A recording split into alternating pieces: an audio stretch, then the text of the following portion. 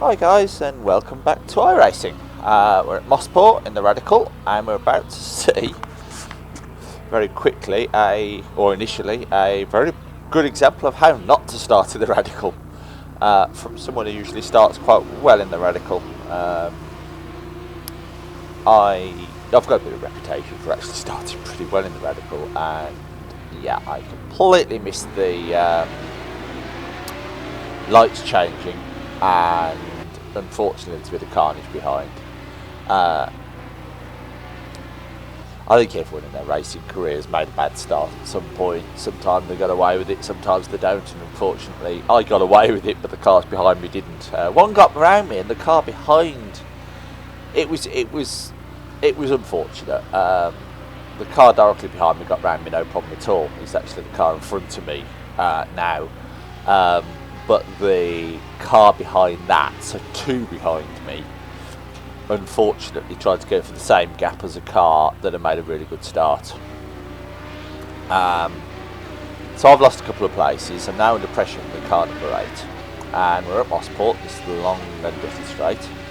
I'm getting a bit of a tow, so I'm looking to perhaps get past the two-tone blue and red car. But the gold car tries to go up the inside, and unfortunately we make contact. It was contact with the very back right of my car. So I think if I was going to look at it, I would definitely put it on the fault of the gold car. I tried to give him room. It's a fast left-hander. Can pass into there, but if you only just got your nose marginally alongside like that, you've really got to look out. So that's lost me yet more places, and later in the race I may pay the penalty because of the damage to the car gets a little bit looser, whether that's a direct handling issue. But anyway, yes, we're at Mosport in the Radicals. Love this track, absolutely fantastic flow to it. Up into Moss Corner here. I'm chasing Lee Ward partway around the second lap. Absolutely fantastic quick track. I just love tracks which have got a flow like this.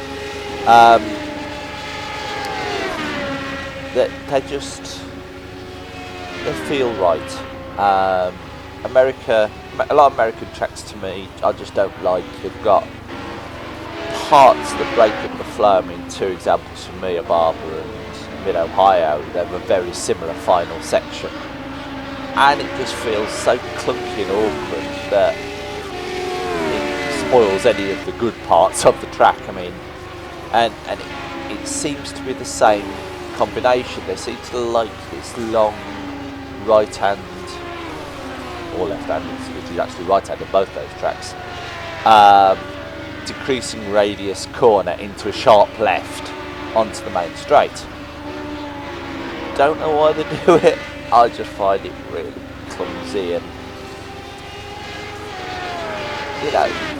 it's a corner you can make and lose a lot of time, but it doesn't make it a good corner, and it just doesn't feel good at all. So I'll pass the leeward on the last lap, and now looking at number 13, remake another place that I lost earlier. This was not a bad race, not as good as the Watkins Glen race last week, but it was still enjoyable. I got a reasonable result out of it. But the talking point for this race was that it came on a Monday evening. Now, Monday evening we often previously, historically, have struggled to even get races official, and on this occasion we didn't get races official. We got 4 races official. This one was a 17 car field, and sometimes you do manage to pull a bit of a rabbit out of a hat with a field like that, especially if people have had a bad week and they're trying to make sure they get a respectable result, which is the case of mine. I'd been taken out the previous race. and this is the problem I have with driving in pack. People watching the Phillip Island race from a few weeks ago will have seen me getting walloped. I got tagged in this race. And you know, I'm a defensive driver, so that is always going to put you into a certain amount of risk. But when you look at that tap on the first lap of this race, it wasn't my fault. You know, I gave as much space as you can, and I couldn't back out to the position I was. I was in the lead. You know, I was ahead of the gold car. It's the responsibility of the gold car to make a clean pass, and he didn't. So, more luck with it, the more it's the gold car's fault. But that's meant that I've been struggling with my safety rating a bit as well. And there's a bit of a debate on the forums at the moment about damaged cars. Speaking of damaged cars, there's one, and there's one just ahead. And it's that gold car again, the number 8, the one that tagged me earlier. He just ran straight to the back of the number 5. The number 5 is going defensive, but again, you've got to make a clean pass, and he made a complete hash. And he's probably a reasonably good driver, but just doesn't to overtake. You know, he's hashed up twice, wrecked, damaged my race, and wrecked another car's race. He's now recovering to the pits, and I think he does repair them. And that's one of the things with the Radical. I mean, that car looks pretty beat up, and it is, and he has got a pit. But it doesn't necessarily actually mean that his handling's out. I mean, you can see a bit of damage on the back of mine where he just tagged me. It was the lightest touch. It's dented my right rear corner, but it hasn't affected the suspension that I've noticed. It does get a little bit loose later in the race, but whether that's just tyre wear, I mean, the rear tyres do go on this track anyway, so it's probably more like tyre wear than actual damage. This has put me up to 7th, which is basically where I finished in this race.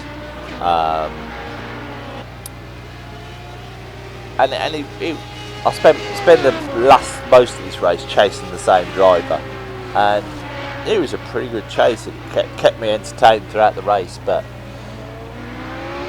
just couldn't quite close it down. I came quite close to the end. I was about 2 seconds behind him, which was, enjoyable. And I came 7th. We're now going to move up towards the head of the field, and here we've got 6 and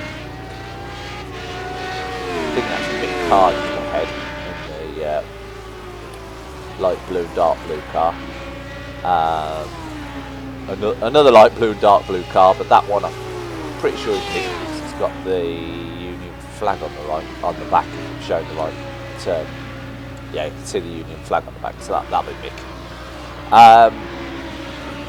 Being chased hard there. Very easy to get these two cars, that car and the other car confused, isn't it? We've got another black and gold car.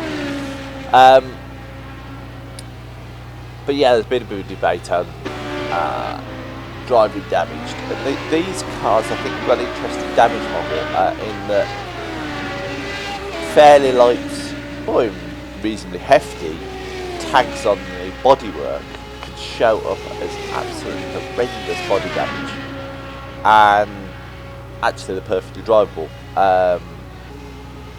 Something like a Star Mazda, side by side impact is invariably going to wreck the suspension, and the bodywork on the Radical seems to protect it in the same way as it does on a GT car. I did race control for the 24 Hours of Spa race, and we had GT cars around there. They got every single panel bent, but because of the way that the damage model reflects the damage, you had to look a little bit close to actually see the damage. I'll go on to damage in a minute. That car there, that is too heavily damaged. You can see it snaking on the straights, and that is where he's obviously got suspension damage, and he might be retired.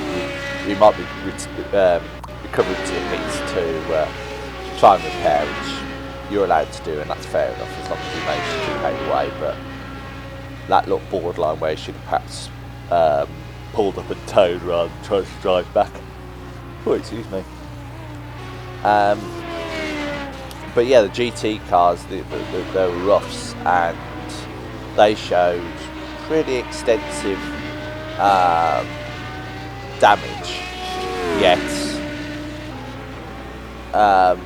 we're driving quite happily to the end of the race. There's the second of those cars involved in that incident, which we saw earlier. That's the number 5 car, Guido Grolsch. He was the one who was taken out in that incident. Whether it, obviously I haven't got a clue how the handling of his car is, but the bodywork's very badly. He's obviously gone in and taken full. Well, I say taking full repairs. We're 11 minutes into the race. That incident happened about 6 minutes ago, so I'm not sure whether he would have taken full repairs. He's obviously taken the essential repairs. And later in the race, when I lap him, he did look a bit.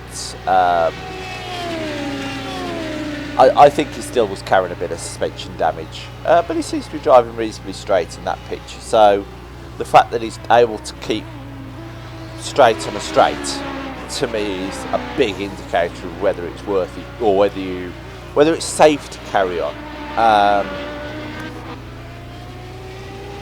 Especially if you're a mid-packer like me, and you do tend to get involved in scrapes, sometimes through the fact that you are willing to go toe-to-toe with other drivers, sometimes because you're just a mid-packer and you get caught up in other people's incidents. You sometimes have to just race to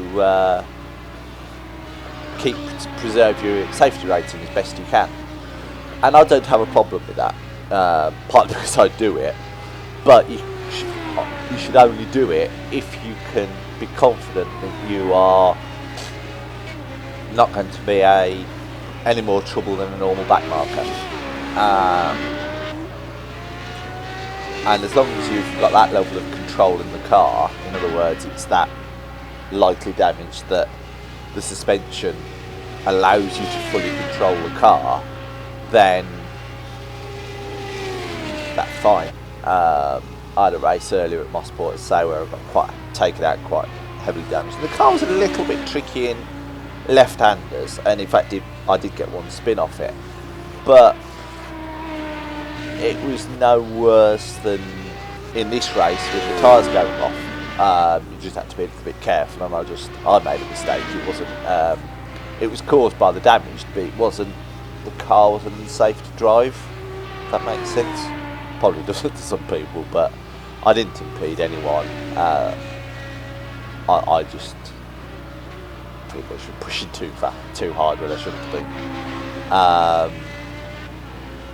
And in this race, I have an off myself due to the rear tyres dying.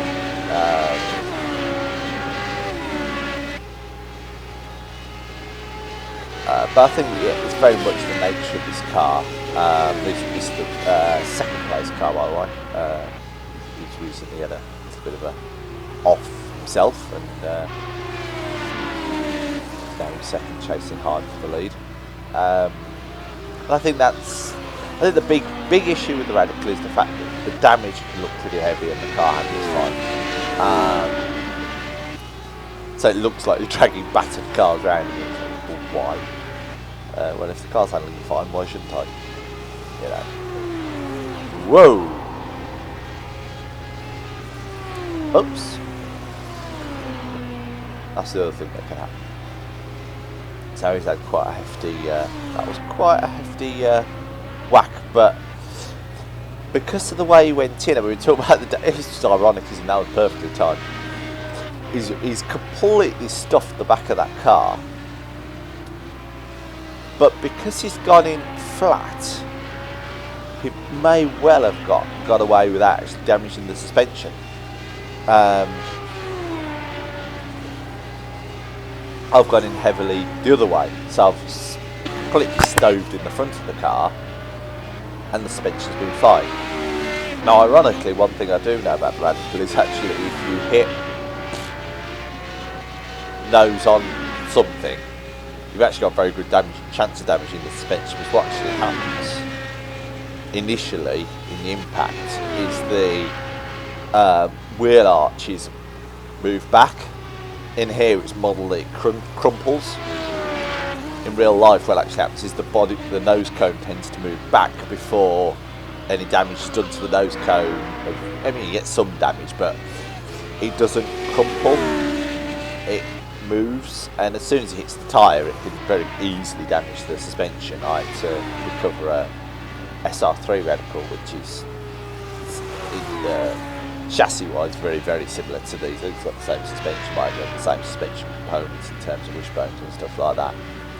And he hit a spun car at probably only 20-30 miles an hour. Damaged the nose cone a bit, but pushed the nose cone back against the front left wheel, which pushed the wheel against the firewall. Well, it's not really a firewall, it's the back, but the bulkhead, the front bulkhead, and actually locked the wheel against the bulkhead, so you physically couldn't push the car. It had to be lifted because you couldn't rotate the wheel. And that isn't modelled in iRacing. It's pretty much that has to be tyre physically hitting something for the suspension to be damaged. So that's sort of 15 minutes while we're enjoying this race of waffling about damage and the damage model. And it's an interesting subject, and I'm sure it's a subject that won't go away, especially as people don't always, actually knowing whether a car is too damaged to continue is hard. And if you only get damaged occasionally, your temptation may well be to take full repairs, so take optional and max, whereas I've had enough dings and bashes of these things to know what's going to what's likely to be terminal and what I can probably repair fairly quickly. And that, ironically, is my little spin, the after effects of my little spin. I was approaching Moss Corner, and normally it's a flat out left-hander in 6th gear, and the car just snapped sideways. I caught the slide, but in catching the slide it took me across the grass and I just lamped on the anchors. I didn't spin, it was a 1x incident. Caught the slide, controlled it, the rear tyres were going away a little bit. We're 18.5 minutes into the race. It's about 25-minute race. Well, it's 26-minute race. So it was now down to just trying to. Now I knew that the tyres were definitely going a little bit. It was just being careful with my inputs, accepting I had to lift in that corner just to keep the car controlled. And I think I actually brought the tyres back in because I was able to push a little bit more later on, but I just couldn't quite catch the car ahead of me. But I really do enjoy the new tyre model. I think the way it's going is brilliant. They've still got bugs in it, worse bugs than start bugs. I hasten to add the start in this race definitely wasn't caused by the bug, it was caused by me just simply missing the light to change to green. It was simple as that. I was sitting there on the limiter, ready to go, I just missed the light changing to green. Though, a fraction of seconds in attention, it was enough to bugger up the start. Obviously, sincere apologies to people involved or who had the after effect from it. But this corner's fantastic. This corner, I think some people take 5th, I did take 4th, then into turn 2, which is fifth, and I try and get it tight as I can to the start and try and get the power harder out as early as I can. Down to third, this left-hander, on the power as early as I can again. Fourth, fifth, this is the corner I had the incident the last lap. So normally this would be flat and sixth, but I'll probably take it fifth at this stage. Down into second, this is Moss corner, double left-hander, quite a tricky corner. Hard on the throttle as early as you can. I try and almost compromise the middle of Moss to try and get a better exit. I'm not necessarily expert around here, but I do the best. All the way up to sixth. That's Andretti straight, although it's curved. Fifth, fourth, third for this left-hander here. Keep it as tight as you can. So you've got this last corner, which some people take second, some third. I would take, depending on how well I can get the line as well. I'll take the end of a quick lap here. About 1 minute 13 seconds in these cars, 1 minute 14 seconds. I was probably doing 1 minute 15, 1:16 at this stage in this race. Ran a bit wide in turn 2 there. And that car ahead is the car I'm trying to chase down, and I just can't get close to him. He drove a very, very good race.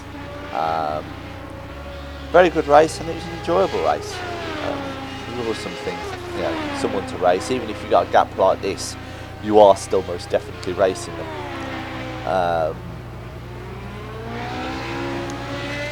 And that's what I love about these cars. Everyone's yawning. It's early in the morning. It's 10 to 11. But I seem to get this video, which is painful. This week we're at Road America. I've done a bit of practice there. I've been struggling with the brakes there, which is strange because I used to have trouble with the brakes in this car, and I managed to just adjust systems and change the car itself, seemed to fix it, but they've come back at Road America and I don't understand why. I'm braking hard into corners and swapping. There's been a suggestion that my brake balance might be too far back. It's forward, but not far enough forward is the way of putting it. And I will definitely try and adjust it now because I had time to practice. I've got the World Cup tonight. World Cup iRacing with a special announcement, so stay tuned for that. That'll be on